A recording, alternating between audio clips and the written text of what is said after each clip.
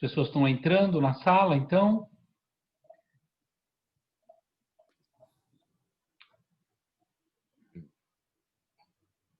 É sempre bom, viu?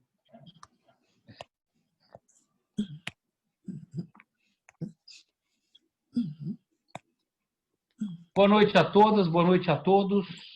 Esse é o Grupo Criança na Creche, a nossa sexta edição, hoje com o Arthur Duval, do Patriotas. E o Arthur Duval é uma figura conhecida na internet, é deputado estadual por São Paulo, está nos representando na Assembleia Legislativa do Estado de São Paulo. Arthur, uma boa noite, seja muito bem-vindo, é um prazer enorme estar aqui com você nessa noite, com esse grupo, que é um grupo grande de pessoas, nem todos estarão conosco hoje nessa sala, mas as pessoas estão recebendo, seja pelos grupos de WhatsApp, seja pelo YouTube, a transmissão e depois o conteúdo que fica dessa transmissão, desse encontro nosso, que é um encontro que tem o apoio institucional da Virada Feminina, da Organização Brasileira de Mulheres Empresárias, Mulheres da Verdade, Liga das Mulheres Eleitoras do Brasil, a Libra, Fundação Baquiana, o IBREI, o Instituto Brasileiro de Desenvolvimento de Relações Empresariais Internacionais, a ABIME, Associação Brasileira e Internacional de Imprensa de Mídia Eletrônica. Eu sou Floriano Pêsaro, serei o mediador aqui desse nosso encontro, dessa noite, e nós teremos como expositora a Maria Cecília Parasmo, que é psicanalista de orientação lacaniana, formada em letras e psicologia, mestre na área de ciências humanas pela Unisa, e realizou trabalhos voluntários também na FEBEM. E nessa noite, para que todos possam conhecer, Arthur Duval é empreendedor, influenciador digital, ativista político, deputado estadual e candidato à Prefeitura de São Paulo pelo Patriota. Sua luta sempre foi marcada pela redução do tamanho do Estado, impostos e de burocracias. Desde os 16 anos, sua trajetória foi marcada pelo trabalho e empreendedorismo na iniciativa privada, passando por empresas de reciclagem de sucata, transportadoras, construção, entre outros ramos. Conhecendo bem os problemas que é trabalhar e empreender no Brasil, e indignado com a realidade brasileira hostil à inovação, criou o canal Mamãe Falei, virou o maior influenciador digital da internet brasileira, com quase 3 milhões de usuários, e venceu nos últimos 2 anos o prêmio Influenciadores Digitais. Foi eleito em 2018, com a votação histórica, e no ano de 2020 colocou o seu nome à disposição para a Prefeitura de São Paulo. Um plano de governo austero e inovador tem como foco tornar São Paulo uma cidade de primeiro mundo. Arthur, a ideia aqui hoje, nessa noite, é que você possa iniciar uma fala, enfim, em torno de 10 minutos, o tempo que você achar necessário. Em seguida, eu tenho 2 questões pré-determinadas e, em seguida, abrimos, então, para a Maria Cecília e para os demais participantes. Com vocês, Arthur Duval. Em primeiro lugar, eu quero agradecer demais, né, Eu quero, em primeiro lugar, agradecer demais a oportunidade de estar aqui falando com vocês. Quero mostrar aqui toda a minha admiração pela trajetória, não só institucional, mas pessoal, né, da Maria Cecília.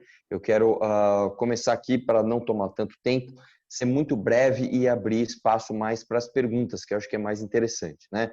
Uma brevíssima história aqui, só para a gente se situar, né? Eu tenho 34 anos, sou sucateiro daqui da Zona Leste de São Paulo, sucateiro mesmo, eu realmente compro e vendo sucata de aço. Sou empreendedor, né? Fui empreender em transporte de sucata de aço, comércio de combustíveis, estacionamentos, construtora, agora uma empresa de marketing digital. E quando a gente teve a eleição de 2014, eu fiquei muito decepcionado com o resultado e resolvi ir embora do Brasil. E aí eu vi que as pessoas estavam falando de política, resolvi abrir um canal de política. E, por incrível que pareça, o meu canal explodiu, nem eu imaginava. Então, Hoje eu estou na política não porque eu tenho apadrinhamento político, porque eu sou amigo de algum cacique partidário, porque eu tenho um pai com um sobrenome ou com uma herança muito robusta, nada disso. É literalmente um sucateiro que ficou bravo com a situação, resolveu reclamar, né? Ir para as ruas quando todo mundo foi e o canal deu certo. É basicamente isso. O que acontece hoje, eu vou falar mais diretamente de educação, a gente tem que lembrar que o papel mais bonito da educação, a Constituição reserva ao prefeito, né? Cabe ao prefeito transformar ou estragar toda uma geração, dependendo da gestão que ele faz, né? Então, eu tenho aqui propostas objetivas para a educação, não tenho e isso para mim é a coisa que mais me incomoda quando a gente está perto do pleito, né? Propostas subjetivas, né? Lista de desejos. Não tenho nenhum tipo de vontade ou apetite por vir aqui dizer as coisas que todo mundo fala, né? Eu sou a favor da paz mundial, quero acabar com isso.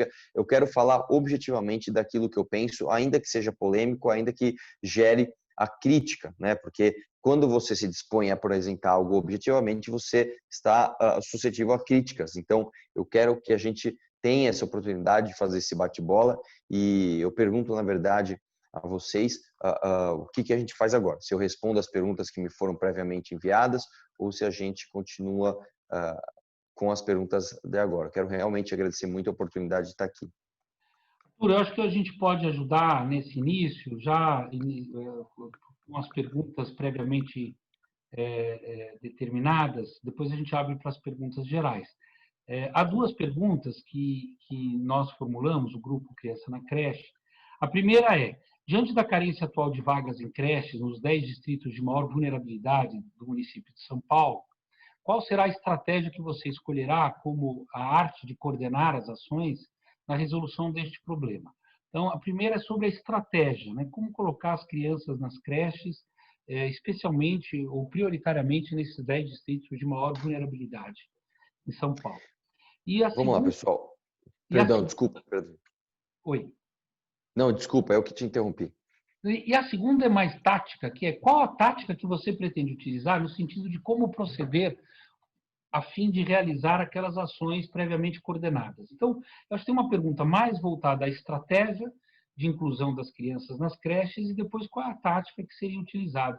Lembrando que esse não é um assunto novo na cidade de São Paulo e no Brasil como um todo, e como eu sempre costumo dizer, se fosse fácil já tinham resolvido, né?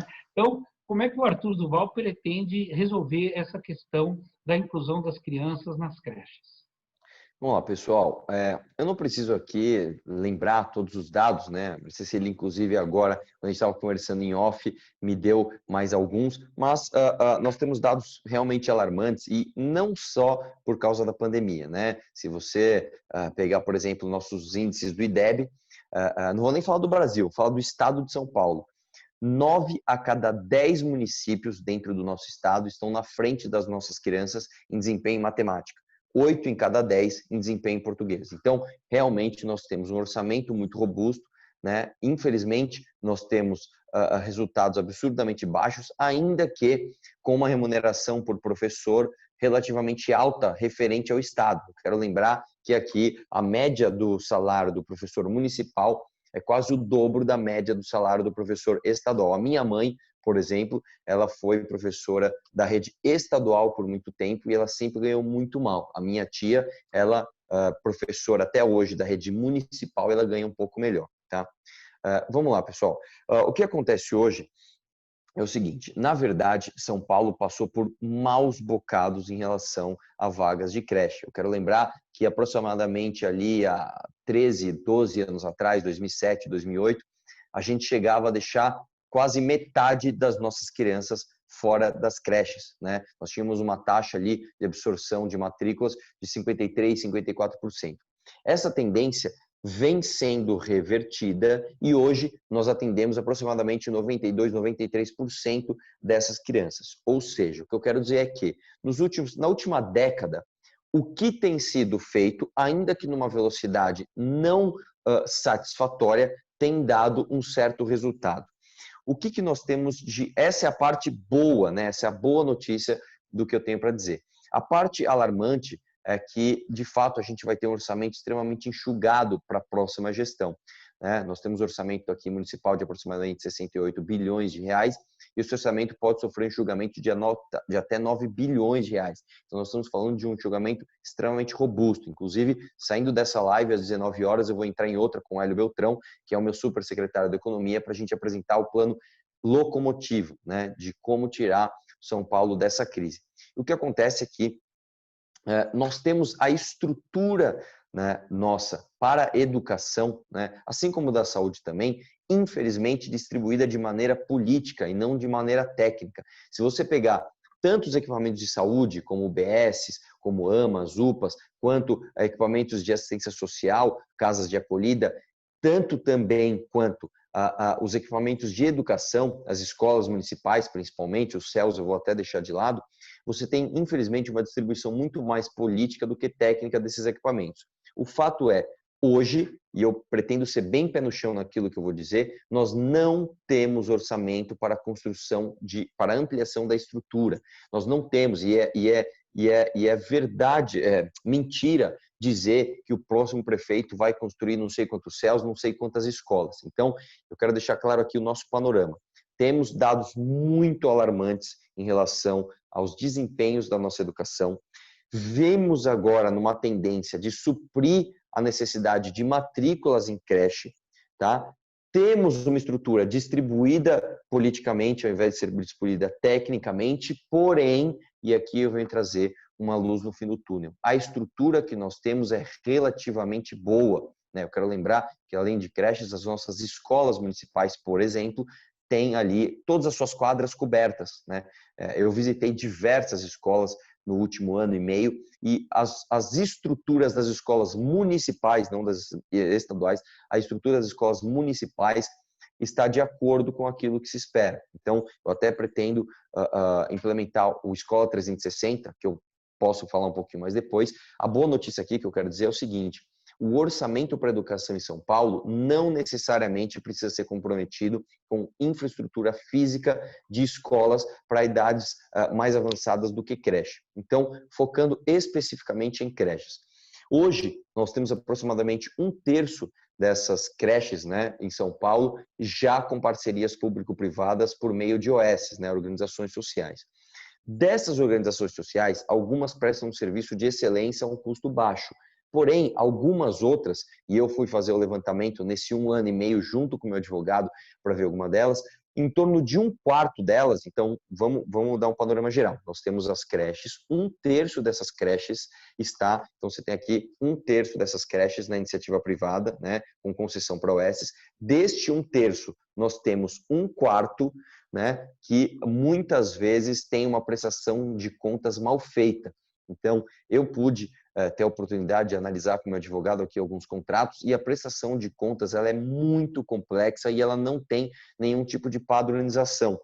Chegamos, inclusive, a encontrar algumas creches que pagam valores quase que dobrados de aluguel do que se pratica no entorno. Então, a minha proposta para a creche hoje se resume também... Perdão? Pode falar, pode falar. Se eu estiver me estendendo, eu vou encurtar então, só para a Não, gente não, me não, estender. não, a palavra é sua. Tá bom.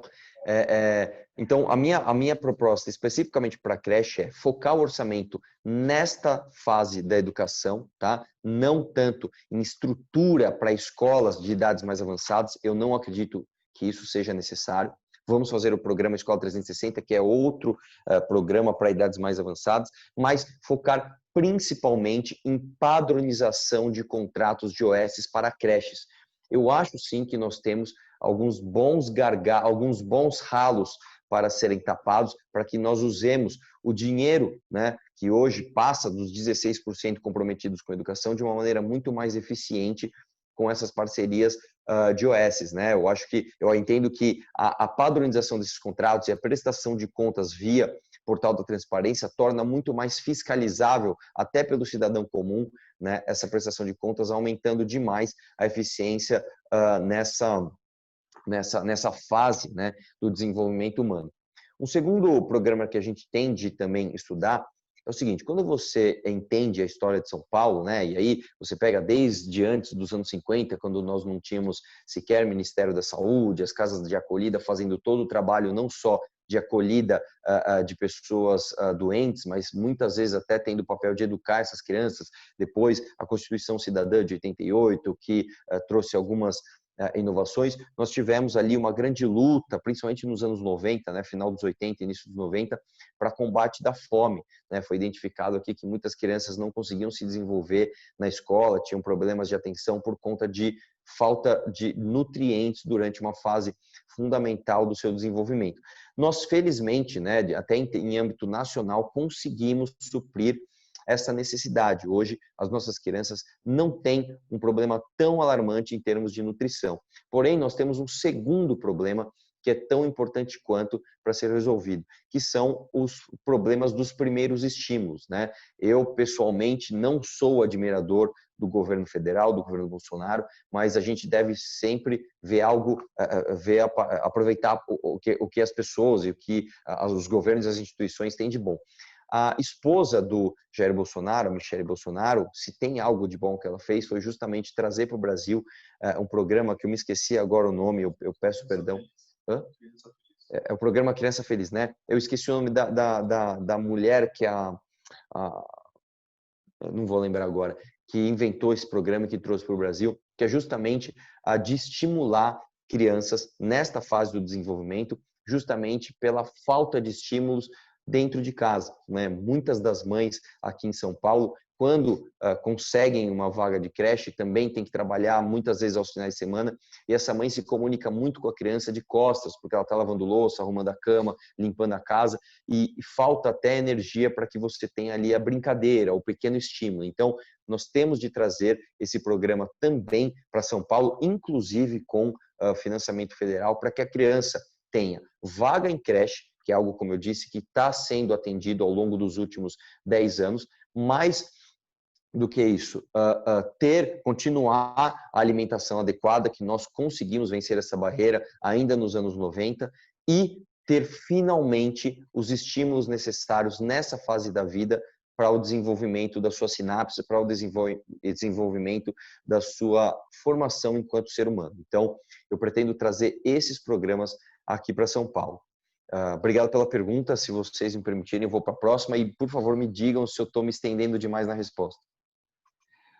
Arthur, quem mais tratou desse assunto no Brasil até agora foi a Fundação Maria Cecília Souto Vidigal, né? E lá no Ministério a coordenadora era Eli Harazawa, não sei se é ela que você está referindo, mas esse é um tema que entrou definitivamente na agenda nacional, pelo menos na campanha de 2010, quando começou esse debate sobre a universalização das creches no Brasil. Mas nós estamos muito longe ainda de atingir essa universalização. Eu vou passar a palavra, então, a Maria Cecília Parasmo, para que ela possa fazer as suas primeiras considerações, e depois abrimos na sala. Nós estamos com um bom público, chegamos agora a 22, e temos já muita gente nos assistindo também pelo YouTube. Com a palavra, Maria Cecília Parasmo. Meu Facebook. Então, foi falado já pelo Arthur, basicamente, tudo que é importante. Ele chamou a atenção para que não importa somente a questão de vagas em creches, mas sim a importância de vagas em creches de qualidade, que abarca todas essas questões que ele apontou, em especial a questão dos estímulos, que nós sabemos disso, né? Então, isso vem comprovar que é muito mais eficiente investir em criança do que você investir em políticas de distribuição de renda. Então, o caminho é esse mesmo, e eu tinha falado da outra vez, Arthur, lembrado da outra vez, e isso é chocante a gente saber que dentre os 193 países do mundo, nós estamos entre os 10 de maior desigualdade social. Isso é bárbaro, né? Então, quando a gente fala em Brasil, temos muito que avançar, e eu acredito que São Paulo, que é o carro-chefe da nação, que é realmente a cidade o polo, né, financeiro, cultural e tudo do país, tem que dar um exemplo e mostrar para o resto do país que é possível resolver problemas. E que a gente fazendo isso com a criança que está chegando agora, o país certamente, lógico que isso é demorado, vai demorar 20, 30 anos, mas haveremos de ver um resultado positivo para melhorar o nosso país e diminuir a desigualdade social que é tão cruel. Arthur, para complementar uma pergunta que nos chega aqui também, uma das grandes dificuldades que os governos encontram para a expansão de creches, especialmente nas regiões mais vulneráveis da cidade, que são as regiões periféricas, é local, né? Tem uma dificuldade muito grande de adequar locais, ou porque são áreas de manancial, como a questão da Brasilândia, Serra da Cantareira, ou então são áreas de proteção ambiental na Zona Sul, Grajaú, Parelheiros, Capela do Socorro, enfim. Ou então são áreas já muito adensadas e que não há espaço suficiente para a construção ou mesmo a regularização de espaços para esse fim, né? Como é que você percebe essa situação e qual que é a sua ideia de enfrentamento?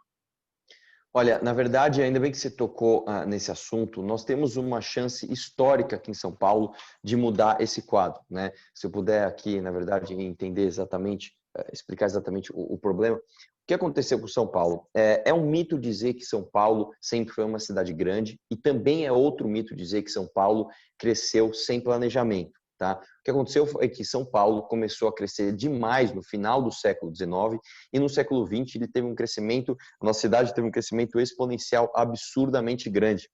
Inclusive aqui em São Paulo, nos anos 50, a gente estava no auge do nosso crescimento, né? São Paulo era o polo cultural de tudo. Tá? Por que eu estou explicando isso? Para entender, né, a timeline de como nós chegamos onde chegamos. Em 1905, nos anos 50, nós tivemos um prefeito chamado Anhaya Mello, que, a meu ver, ele cometeu um dos principais erros históricos da nossa cidade. Ele criou o primeiro plano diretor daqui e era um plano diretor extremamente restritivo. Tá? Só lembrando o que é plano diretor. Plano diretor é como você vai fazer o uso do solo da sua cidade. Então, é algo extremamente importante quando a gente fala de local, quando a gente fala de localização, né, de planejamento urbanístico. O que aconteceu nos anos 50? Ele fez um plano diretor extremamente restritivo que, por exemplo, restringia a construção de unidades de apartamento menores de 80 metros quadrados, pois, segundo ele, unidades de apartamento menores de 80 metros quadrados serviam não para se criar uma família, mas sim para se fornicar.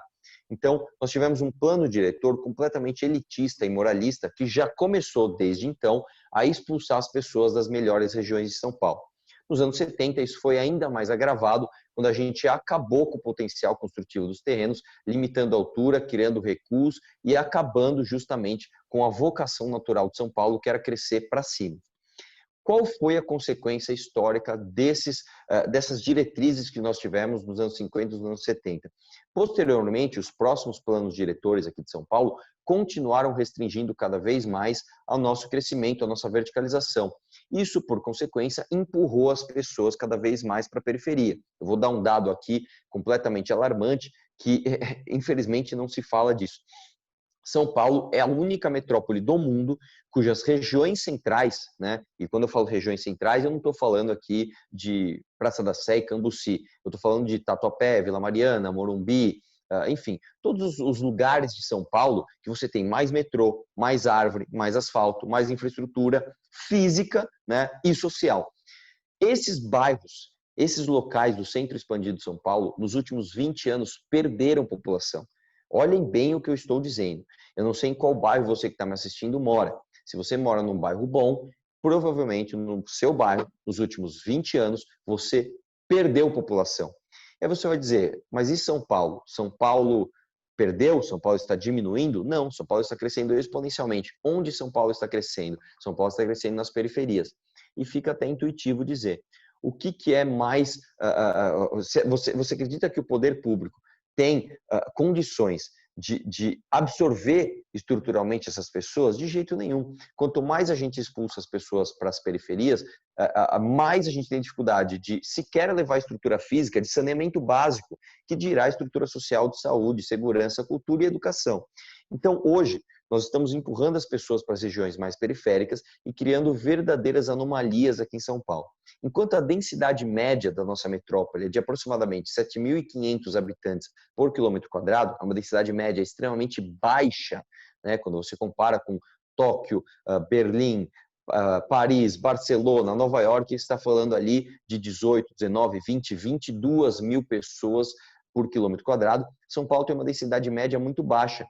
E por que tem? Porque na sua região central tem pouca gente. Quando você vai para os bairros periféricos, você pega, por exemplo, Sapopemba. Sapopemba é perto da minha casa. Sapopemba é o bairro mais denso de São Paulo. Estamos falando aí de 22 mil habitantes por quilômetro quadrado. Você quase não tem prédios ali. Ou seja, você está amontoando as pessoas quase que em formigueiros, numa casa grudada na outra, e você, obviamente, não tem local para nada. Isso gera mais trânsito, isso gera uma série de consequências, mas especialmente para a educação, ela é muito danosa, porque você não deixa que as pessoas tenham acesso aos locais de melhor estrutura do equipamento de educação. Então, qual que é meu plano para isso? Não adianta eu vir aqui de forma demagógica dizer que nós vamos abrir o espaço quase que com a mão para construir uma escola nas periferias. Isso não vai acontecer. Primeiro, porque não tem espaço, como vocês disseram. Segundo, que muitos dos terrenos em São Paulo não têm regularização fundiária. Existem bairros de São Paulo que mais de 90% das propriedades não tem título, não tem o dono daquela propriedade. E terceiro, porque não tem dinheiro, não tem orçamento para isso. Então, o que a gente tem de fazer? Nós temos de fazer o processo contrário. Nós temos de fazer com que as pessoas que hoje foram jogadas para as periferias tenham condições de morar, né, de maneira acessível nas melhores regiões de São Paulo. A gente tem que pegar essa família que está escanteada lá em Parelheiros, que está escanteada lá na Brasilândia, que está escanteada lá em Guaianazes, e dar condições dessa família conseguir morar próximo ao Ipiranga, né? E dar condições dessa família comprar um apartamento próximo de onde você tem mais escolas, para que o garoto ele não tenha que muitas vezes pegar 2 horas de ônibus para chegar no local da sua escola e posteriormente a sua mãe também tem que pegar essas horas de ônibus para trabalhar, mas que ele consiga ter ali uma moradia digna próximo de onde nós temos estrutura social para atendê-lo. Então, o meu planejamento para ampliação ali de acesso aos equipamentos de educação não passa por construção de mais equipamentos. Né? Não é inteligente a gente expulsar as pessoas para a periferia e depois sair construindo as coisas lá. É muito mais inteligente a gente aproveitar já a estrutura que está estabelecida, trazendo as pessoas para próximo. E isso só dá para ser feito com uma medida, que é a revisão do plano diretor. Qual que é a boa notícia? A boa notícia é que a revisão do plano diretor, que ocorre uma vez por década, portanto, uma vez a cada 10 anos, se não fizermos agora, só daqui a 10 anos, ela está prevista para agora, para a próxima gestão. O próximo prefeito tem a chance histórica de reverter esse quadro, trazer as pessoas para onde nós consigamos atendê-las e não podemos perder essa chance. É por isso, inclusive, que eu falo disso com tamanha agonia, porque a gente tem, de fato, a chance histórica de fazer isso. Eu peço desculpa novamente pela extensão da resposta, prometo que as próximas serão mais curtas. Muito bom, Arthur, muito bom. Arthur, tem mais uma questão que nos chega aqui sobre outros candidatos trouxeram também essa ideia. Nós queríamos saber o que você pensa a respeito, que é a possibilidade de usar equipamentos da Prefeitura e do Governo do Estado, equipamentos que nós consideramos de passagem, como, por exemplo, os terminais de ônibus, trens da CPTM, metrô, estações de metrô, a possibilidade de algum tipo de convênio para que as mães pudessem deixar seus filhos na jornada, né, para o seu trabalho. Essa é uma questão que foi colocada já em outras sessões aqui conosco, de outros candidatos, da utilização desses espaços. E a segunda pergunta... Perdão, deixa eu só tirar uma dúvida. Esses espaços seriam para que a mãe deixasse os seus filhos, para que seus filhos fossem transportados para o equipamento de educação, é isso? Não, seria utilizar a passagem da mãe de casa para o trabalho em locais de transporte, como de estrutura de transportes, como terminais de ônibus, metrô e trem, que pudesse ter uma creche nesses lugares que os pais Entendi. pudessem deixar seus filhos. Essa foi uma das propostas que surgiu aqui num dos nossos debates. E a outra questão é em relação à distância desses equipamentos com as suas casas, porque há uma legislação que obriga a prefeitura a ter equipamentos próximos à residência, equipamentos de creche próximos à residência familiar, né? Então, há um certo conflito aí também.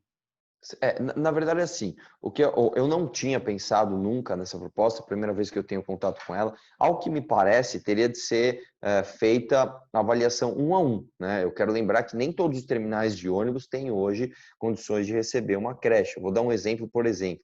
Essa semana eu fui pegar um ônibus em Parelheiros, né?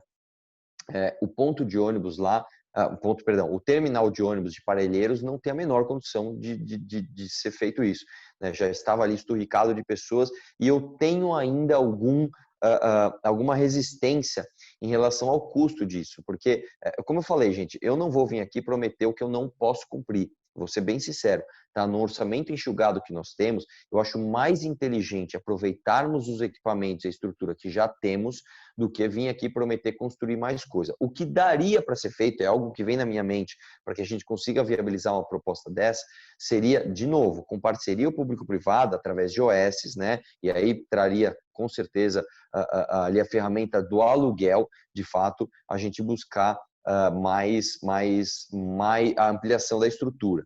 Eu quero lembrar que, novamente, quando a gente fala de revisão de plano diretor, a gente fala de não só trazer as pessoas para o centro, mas de aproveitar melhor o potencial construtivo de todos os terrenos de São Paulo. Eu vou dar um exemplo aqui, vai parecer meio distante e desconexo, mas eu vou fazer a conexão com isso. Quando a gente olha para a história de São Paulo e a gente analisa a história, por exemplo, dos nossos grandes edifícios, o Copan, o Edifício Itália, o próprio Conjunto Nacional na Paulista, você vê ali que são imóveis, né? São construções que nos dão orgulho e elas foram extremamente maravilhosas na época. Hoje nós não conseguiríamos construir novos conjuntos nacionais, Copans, edifícios Itálias, por conta de leis de zoneamento. Hoje a gente tem muita dificuldade em criar, por exemplo, imóveis de uso misto, né? O andar térreo da nossa cidade, que é o andar mais valioso, muitas vezes é utilizado para vaga de carro, né? Ou para espaço de lazer privado dentro de prédios. Você fazendo a revisão do plano diretor e a revisão das leis de zoneamento com mais flexibilidade, você passa a permitir esse tipo de construção de imóvel.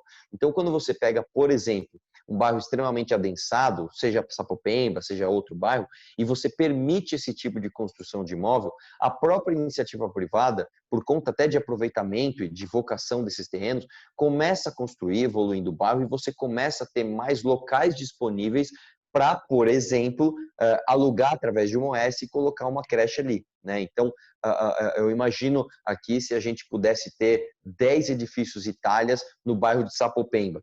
Você imagina no andar térreo quanta oferta nós não teríamos de espaços extremamente com muita circulação de pessoas, portanto seguro, portanto bem vigiado.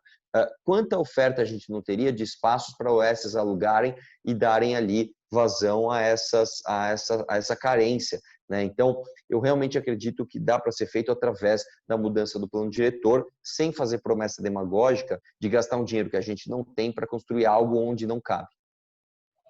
Pessoal, mais uma vez, eu convoco a todas aqui presentes, nós estamos com quase 20 pessoas na sala, para que façam perguntas e tirem suas dúvidas com o nosso candidato Arthur Duval. O Pedro faz uma pergunta a respeito da Escola 360. Eu tenho uma dúvida, como é previsto incentivar os alunos a irem às escolas aos finais de semana? Moro em Amparo e aqui no interior de São Paulo, torço para que você seja eleito. Aí tem um eleitor. Obrigado. Aí, branco. Eu quero acoplar à Escola 360, Arthur, a ideia dessa expansão de vagas, que para nós não ficou claro se essa expansão de vagas em creche se daria com a administração direta, as chamadas creches diretas, ou creches conveniadas. E aí aproveito e introduzo também a ideia do voucher, né? O que você acha da ideia do voucher? Lembrando que creches conveniadas, creches diretas, o voucher, e lembrando que a legislação obriga as empresas, a partir de um determinado porte, a ter as suas próprias creches para o atendimento dos filhos dos funcionários. E isso é pouco fiscalizado no Brasil e em São Paulo em especial. Realmente é pouco fiscalizado justamente pela falta de padronização nos contratos, né? Eu não acredito, tá, que a administração direta da prefeitura através de creche seja o melhor caminho, tá? Eu não acredito que o Estado ali alugando imóveis, contratando professores, contratando coordenadores, eu não acredito que seja mais eficiente do que a iniciativa privada atuando. Portanto, eu acredito no modelo de OS, eu acredito no modelo de terceirização, de concessão para a iniciativa privada, através, de novo, da padronização de contratos.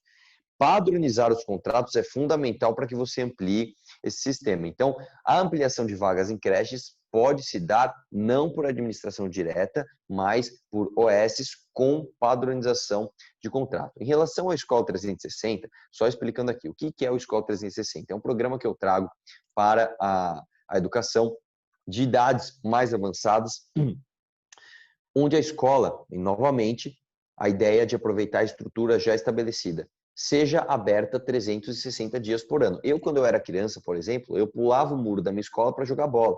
Isso não é correto. A escola tem de estar com os portões abertos. Então, se a estrutura já está lá, por que não utilizá-la, né? A minha ideia é que a escola esteja aberta todos os dias, inclusive nos finais de semana e nas férias, com merenda e almoço, tá? O custo disso não é alto, tá? Nós estamos falando aí de um custo que poderia ser suprido, por exemplo, cortando-se cargos comissionados em subprefeituras, né? Nós estamos falando de uma economia de mais de 0,6 bi por ano. Então, a escola aberta com merenda e almoço nos finais de semana e nas férias, com atividades esportivas, com expressões culturais e artísticas, com aulas de reforço e atividades extracurriculares. E a pergunta do Marco era até como atrair a criança para dentro da escola. O jovem, ele tem muito potencial, ele tem muita energia para gastar. O jovem, ele precisa de um propósito. Quando ele tem um propósito, ele se coloca de cabeça naquilo. Quando você pega, por exemplo, os países mais desenvolvidos, até o próprio Estados Unidos, que a gente assiste bastante filme aí na TV e na internet, o jovem ele não tem orgulho de vestir a camiseta da escola dele? Ele não vai sair, inclusive depois com os pais, tudo, ele não usa a blusa da escola. E por que isso acontece? Porque dentro da escola, ele muitas vezes tem o senso de pertencimento, de participar, por exemplo, de um time. Ele, por exemplo, é da seleção ali da escola dele, que faz campeonatos intersala e interescolas. Isso devolve ao jovem o orgulho, a vontade de ir para a escola, né? Se você faz um programa onde um jovem que está com baixo desempenho em matemática, por exemplo, ele cumpra ali 1 hora de aula de reforço, para depois praticar uma atividade esportiva, para depois praticar ali alguma expressão cultural artística, e ele se tornar o orgulho da sua sala, e ele ter devolvido ali a sua autoestima, isso com certeza faz o jovem ir para a escola e gastar sua energia de forma virtuosa, né? Nós podemos ter os jovens gastando energia dentro da escola e não fora dela. Hoje, o que a gente faz com nossos jovens? Nós fechamos a porta da escola e ele vai gastar energia ou no baile funk ou no pancadão. Está errado. Nós temos de abrir a porta da escola para que o jovem entre e lá ele tenha atividades não só esportivas, como de reforço, como atividades extracurriculares. Dentro desse programa, inclusive, que eu chamo de Escola 360, eu apelidei, né, um nome provocativo, que inclusive mexeu aí com os ânimos de muita gente. Eu apresento o programa Jovem Capitalista, que é basicamente você dar aula de educação financeira para esses jovens através de parceria público-privada com o maior centro financeiro que nós temos na América Latina, que é a Faria Lima. Quantos investidores, quantos fundos bilionários, às vezes trilhardários, não querem dar a sua contribuição ali, fazer parceria com as escolas e dar aula de educação financeira para esses jovens e simplesmente não encontram a estrutura já estabelecida, aberta para esse tipo de parceria. Então, nós temos sim de fazer com que esse jovem tenha acesso a tudo isso. Tá? Um grande exemplo que a gente fez, eu chamei, existe um jovem no YouTube, que ele ficou grande, né, justamente fazendo isso. O nome do canal dele é Favelado Investidor. Ele é literalmente um favelado que se tornou um investidor e ganha dinheiro e tem sucesso financeiro, mostrando para as pessoas como investir. E nós levamos ele para fazer uma palestra ali no Jardim Monte Alegre, inclusive onde o Fernando Holliday nasceu, para crianças ali, e estava tudo misturado. Tinha criança de 8 a 18 anos, né, e todo mundo prestou atenção, todo mundo gostou. A gente fez um jogo de futebol com aula de educação financeira e foi maravilhoso. Se a gente consegue fazer isso sem mandatos, se a gente consegue fazer isso fora da escola, imagina o que a Prefeitura de São Paulo não consegue fazer dentro da escola. Se eu pudesse citar mais um exemplo apenas para finalizar, a Ana Diniz, né, que é uma mulher que luta muito aqui pelo Brasil, ela tem um programa maravilhoso, por exemplo, onde ela fomenta, através da iniciativa privada, sem um centavo de dinheiro público, mais de 100 mil professores de educação física. Olha que coisa maravilhosa. Nós estamos falando de um programa 100% privado que fomenta 100 mil professores de educação física. Tem que trazer essa iniciativa para dentro da escola. E nós conseguimos fazer isso de uma maneira extremamente eficiente. Arthur, antes de passar de volta a Maria Cecília, tem uma pergunta da Thaís Pimentel que diz assim: qual a possibilidade de manter a qualidade de atendimento de creche usando os vouchers em creches particulares? Como fiscalizar essa qualidade no atendimento? E ao falar em plano diretor, qual é o papel de planos de bairros discutidos por seus habitantes que colocariam soluções regionais? Aí eu estou entendendo que são as audiências públicas nos bairros, né, que complementam o plano diretor. Né? Sim. Primeiro eu vou falar de voucher, eu até tinha esquecido de responder isso na outra resposta, eu peço perdão.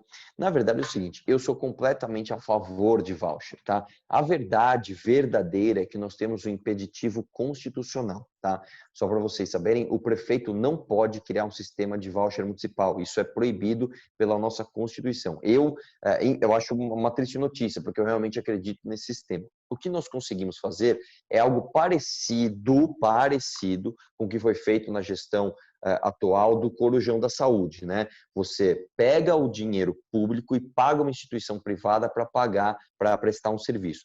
Isso seria uma espécie de voucher, né? Não é um voucher porque você não entrega o dinheiro público diretamente ao beneficiário, você entrega a uma instituição pré-aprovada. Então, eu acredito nesse modelo. Inclusive, hoje, como eu falei, às 19 horas, eu vou participar de uma live com o Hélio Beltrão, nosso supersecretário econômico, para mostrar como fazer isso, porque aqui nós temos algumas leis federais que também impedem a contratação direta da prestação desse serviço, né? Por exemplo, se eu como gestor, eu contrato uma instituição para prestar o serviço de educação, eu posso contratar faxineiro, eu posso contratar coordenadores, eu posso contratar a equipe de segurança, eu não posso contratar o professor diretamente.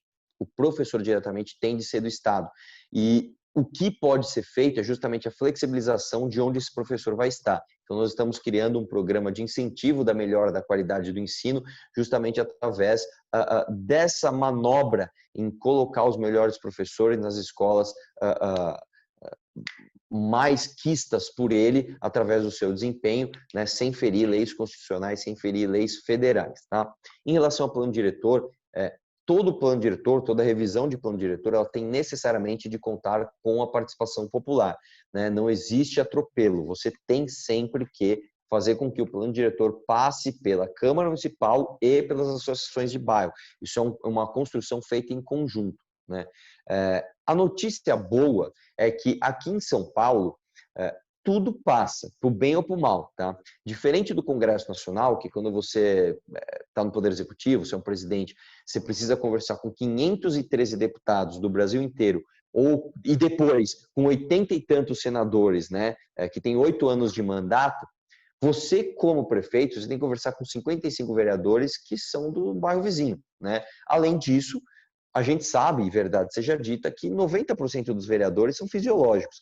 São vereadores que querem, dali 4 anos, se reelegerem, e isso muitas vezes acontece através da destinação de emendas. Então, um orçamento de 68 bilhões de reais na mão de um prefeito, né, cuja uma emenda de R$1 milhãozinho para um vereador o reelege no ano eleitoral, faz com que o prefeito tenha muito poder. Por isso que aqui em São Paulo, taxa do lixo é impopular, passou, reforma administrativa era impopular, passou, reforma da Previdência era impopular, passou, lei Cidade Limpa era impopular e passou, privatizações eram impopulares e passaram. Então, a resistência política para o prefeito dar à luz daquilo que ele acredita é baixa aqui em São Paulo.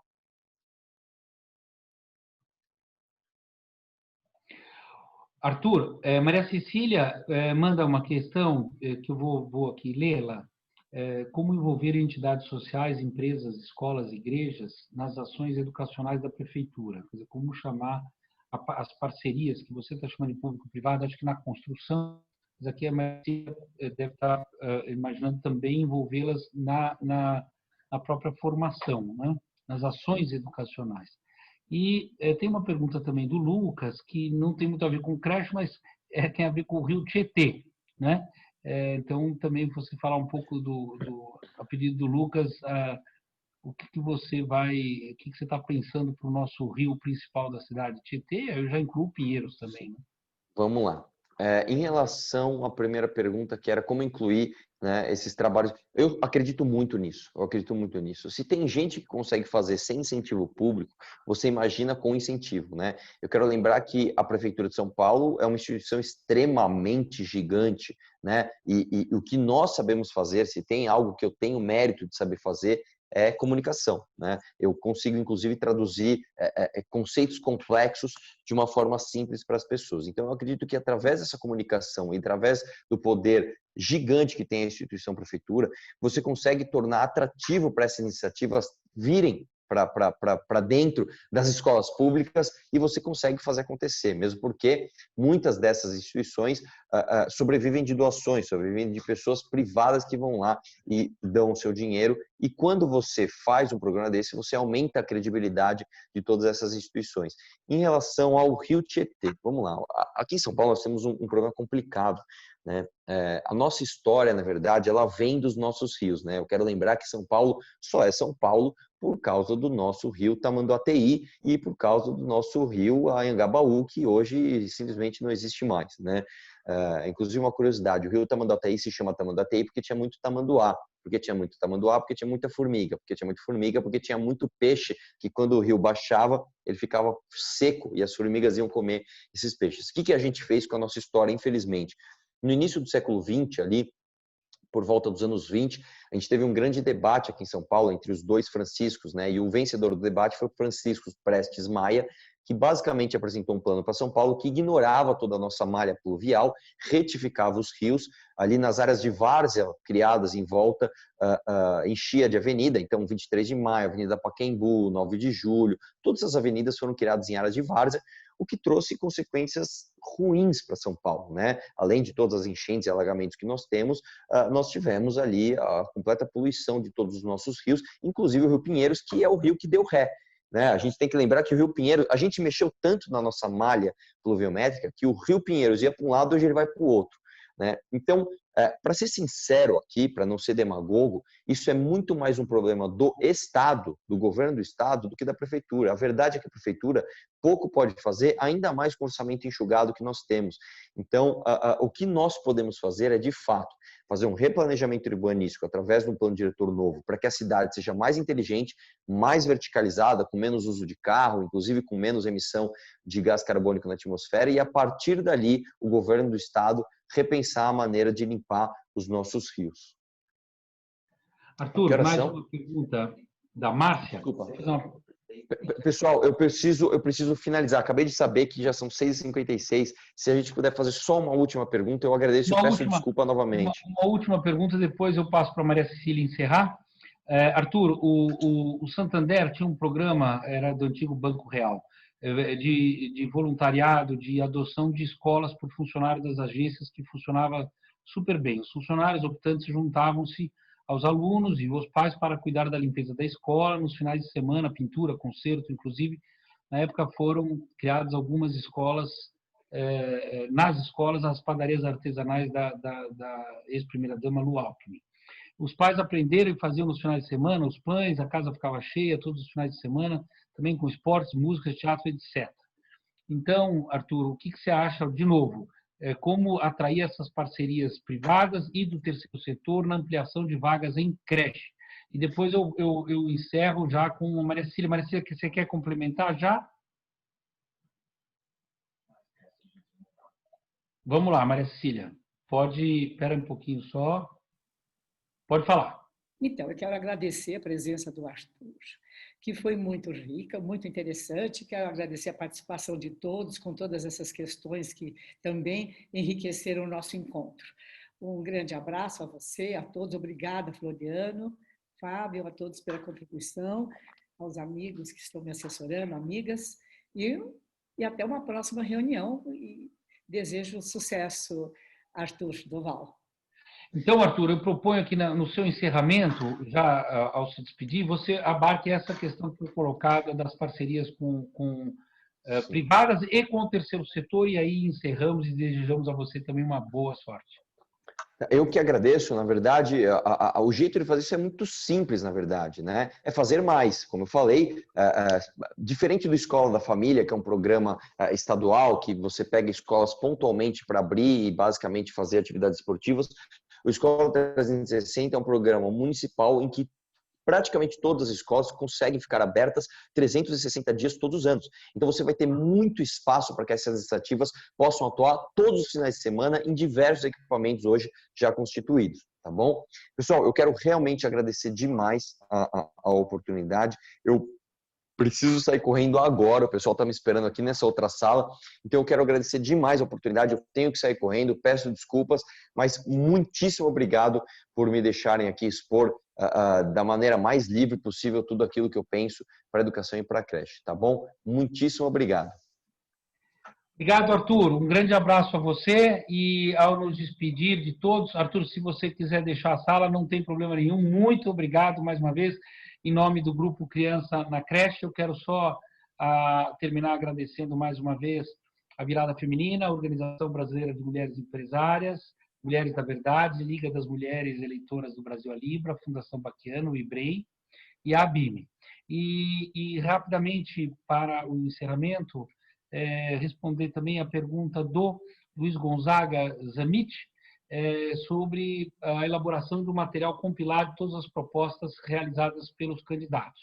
Não há essa previsão, Luiz Gonzaga, mas fica aqui para a Maria Cecília avaliar, porque todo esse material, e esse era o nosso compromisso, ele está gravado, ele sobe para o YouTube, então fica na nuvem do YouTube, à disposição de todos no YouTube Criança na Creche. Então, Criança na Creche é o YouTube que tem todo esse material visual, de audiovisual. Não foi pensado uma compilação escrita desse material ou transcrita, mas isso é algo que pode ser feito a qualquer tempo por decisão do Grupo Criança na Creche, a partir aí da iniciativa da Maria Cecília e de todos que participam do grupo. Maria Cecília, é isso? É isso. E agora nos despedimos e nos vemos, então, na segunda-feira. Segunda-feira temos Márcio França, mas eu queria só lembrar a todas e a todos que é às 16 horas, tá? Então, segunda-feira, no meio da tarde, 16 horas, com o candidato Márcio França, do PSB, Partido Socialista Brasileiro. Ok? Estaremos todos juntos, avisem a todos e a todas. Muito obrigado mais uma vez, uma boa noite. Muito obrigado, Maria Cecília. Obrigada a você e a todos. Boa noite. Boa noite.